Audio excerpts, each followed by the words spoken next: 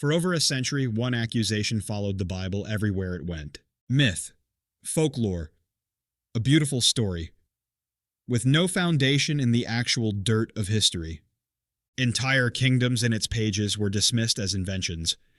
Entire kings were called fairy tales. Scholars stood in lecture halls and stated, with total confidence, that names like David were no more historical than King Arthur. And then, the ground started talking back.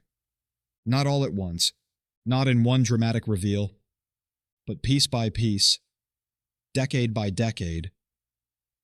Shovel by shovel, the earth began handing over objects that should not have existed if the skeptics were right.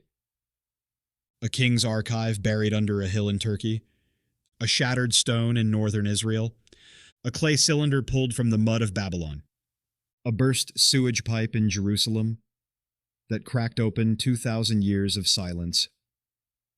This is the story of 7 of those moments. 7 times the dirt itself stepped into the witness stand.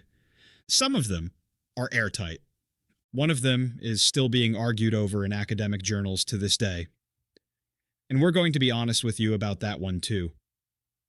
Because the goal here isn't to win an argument by hiding the hard parts.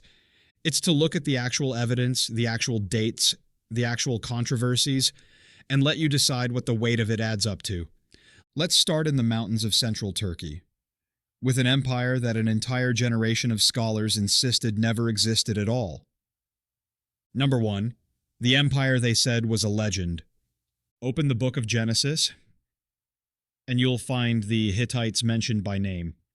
Abraham buys a burial cave from a Hittite man named Ephron.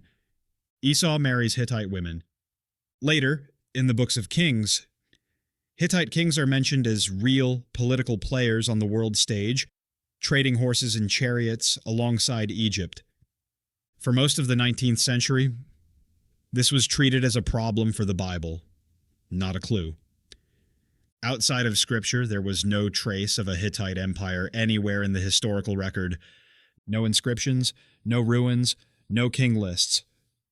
Respected scholars concluded that the biblical writers had simply invented an entire civilization, perhaps confusing a minor tribe with something grander than it ever was.